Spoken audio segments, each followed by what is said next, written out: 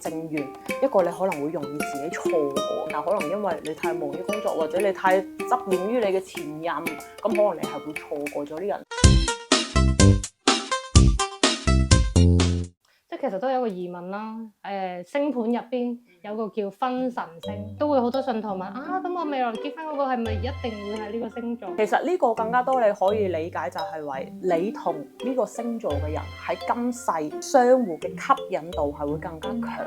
咁但係其實我哋一個人，我就係講緣分正緣，一個你可能會容易自己錯過嚟咗，雖然好吸引，但可能因為你太忙於工作，或者你太執念於你嘅前任，咁可能你係會錯過咗呢個人。但係呢個人咧喺你呢一世就一定會出現嘅。咁呢個你婚神星，但係你捉唔捉得住又係另一碼事咯。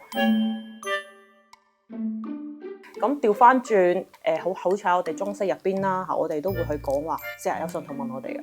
我呢一世正緣係咪得一個？正緣究竟係咪淨係得一個咧？其實唔係嘅，我哋正緣其實咧我哋成日聽師傅講嚇，你如果25歲，捉唔住，仲有機會啊！32歲仲有一個，32歲再捉唔住，40歲之後冇噶啦，係咪？咁就變咗，我哋會聽到好似有2次機會喎。咁所以其實我哋所講嘅正緣更加多都係距離你而家最近嘅嗰一個，但係未必所有正緣一定就係婚神星上面。我哋確實喺你25歲同32歲嘅呢兩個，可能你所揀，我哋會見到喺你命中你所揀32歲嘅機率大。咁32歲嗰個咧，大概率會係婚神星，但係唔代表全部100%就一定係呢個嘅。